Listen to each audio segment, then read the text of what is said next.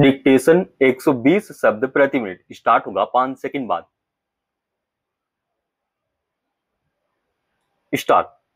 बिहार में विधानसभा के लिए हुए चुनावों के नतीजे निश्चित तौर पर वहां की जनता का फैसला है, लेकिन हार जीत के जैसे आंकड़े सामने आए उसकी उम्मीद कम से कम वहां के विपक्षी दलों को बिल्कुल नहीं रही होगी। 2 चरणों में हुए मतदान के बाद शुक्रवार को हुई मतगणना में न केवल सत्ताधारी राष्ट्रीय जनतांत्रिक गठबंधन को भारी जीत मिली, बल्कि ऐसा लगता है कि चुनावी मैदान में मुकाबला एकतरफा था।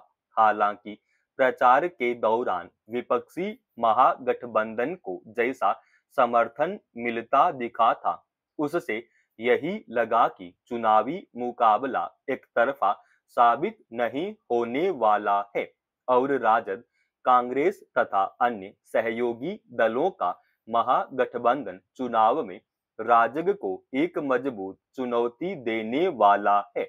मगर अब आए नतीजों से यह साफ है कि बिहार के चुनावी मैदान में मतदाताओं को आकर्षित करने वाला और उनका मत हासिल करने के मामले में सत्ताधारी गठबंधन के सामने कोई बड़ी चुनौती नहीं थी। दूसरी ओर विपक्ष की राजनीति और विधानसभा चुनावों में जीत के लिए किए गए प्रयासों के लिहाज से देखें तो ये नतीजे उनके लिए अप्रत्याशित है, क्योंकि प्रचार के दौरान सभाओं और रैलियों में उन्हें लोगों का जैसा व्यापक समर्थन मिलता दिखा था, वह शायद वोट में तब्दील नहीं हो सका। सवाल है कि विपक्ष की राजनीति के महारथी जनता के बीच दिखने वाले समर्थन के बरक्स जमीनी हकीकत का अंदाजा लगाने में नाकाम क्यों हुए।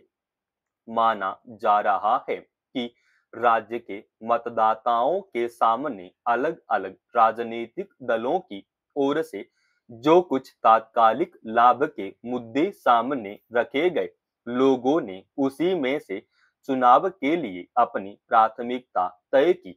मसलन एक और बिहार सरकार ने मुख्यमंत्री महिला रोजगार योजना के तहत चुनाव से ठीक पहले बड़ी संख्या में महिलाओं के खाते में तत्काल 10,000 रुपए भेजने की व्यवस्था की, तो दूसरी ओर महागठबंधन ने हर परिवार के लिए सरकारी नौकरी सहित कई अन्य वादे किए।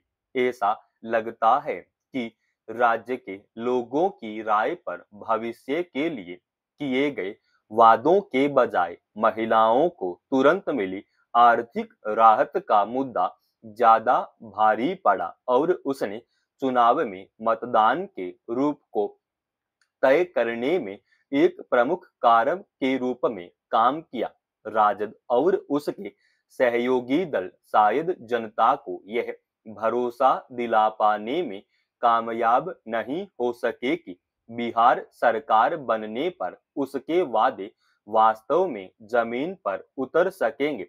इसके अलावा बिहार में इस बार मतदान का जैसा आंकड़ा सामने आया, वह भी चौंकाने वाला था। जब दोनों चरणों में लगभग 67% वोट पड़े, तब स्वाभाविक रूप से ऐसे आकलन सामने आने लगे कि इतना मतदान फीसद आमतौर पर सत्ता विरोधी लहर का संकेत देते हैं।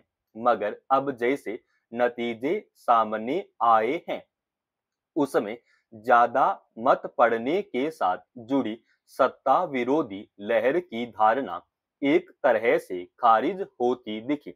अब बिहार के मतदाताओं ने एक बार फिर से राजग सरकार के कामकाज और उससे पैदा उम्मीदों को अपना भारी समर्थन दिया है। वहीं विपक्षी दलों और खासतौर पर राजद के सामने आने वाले दिनों में अपनी पार्टी के मजबूत दखल को बचा पाने तक की चुनौती सामने रखी। मगर उम्मीद की जानी चाहिए कि स्पष्ट बहुमत के साथ बनने वाली सरकार के कामकाज आम जनता के व्यापक हित को ध्यान में रखकर संचालित होंगे और राजनीतिक मोर्चे पर राज्य में लोकतंत्र का जीवन पहले से ज्यादा बेहतर होगा। भारत में कुशल पेशेवर विदेश में नौकरी तलाशने को प्राथमिकता देते हैं। अच्छा वेतन पाने की ख्वाहिश उन्हें विदेश खींच ले जाती है। इस मामले में अमेरिका भले ही भारतीयों की पहली पसंद है, मगर अब वहां ठिकाना बनाना आसान नहीं रह गया है। अमेरिका ने इस साल सितंबर में पहले H-1B वीजा पर शुल्क कई गुना बढ़ा दिया और अब नई नीति तैयार की गई है, जिसके तहत किसी भी देश से अमेरिका जाने वाले पेशेवरों की नौकरी वहां के कर्मियों को प्रशिक्षित करने तक ही सीमित रहेगी। इसके बाद उन्हें स्वदेश वापस भेज दिया जाएगा। यानी अमेरिका अब विदेशी प्रतिभाओं का इस्तेमाल केवल अपने कर्मियों का हित साधने तक ही रहेगा। गौरतलब है कि अमेरिका के वित्त मंत्री स्कॉट बेसेंट ने गुरुवार को कहा कि H-1B वीजा के तहत कुशल विदेशी पेशेवरों को लाने का मकसद अमेरिकी कर्मियों को उस कौशल में प्रशिक्षित करना है जो उनके पास नहीं है। प्रशिक्षण में 3 से 7 साल लगेंगे। इसके बाद वे स्वदेश लौट जाएंगे। इससे स्पष्ट है कि भारत समेत अन्य देशों के लोग अब अमेरिका में स्थायी तौर पर नौकरी नहीं कर पाएंगे। अमेरिका के राष्ट्रपति डोनाल्ड ट्रंप अपने देश को फिर से महान बनाने का दावा करते रहे हैं। उनका कहना है कि विदेशी पेशेवरों के बड़ी संख्या में आने से वहां के नागरिकों का रोजगार छिन रहा है। इसी क्रम में उन्होंने अमेरिकी कंपनियों पर अपनी विनिर्माण इकाइयों को अन्य देशों से स्वदेश वापस लाने का दबाव भी बनाया था।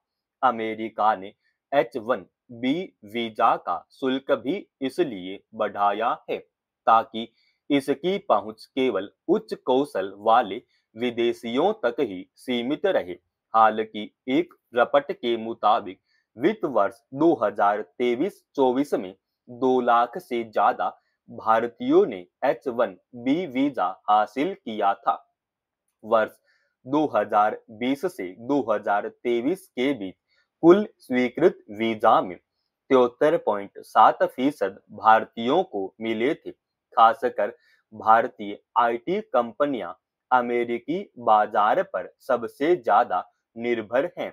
ऐसे में सवाल है कि H-1B वीजा को लेकर अमेरिका की नई नीति का लक्ष्य क्या विदेशी प्रतिभाओं को सिर्फ अपने फायदे भर के लिए इस्तेमाल करने जैसा नहीं है।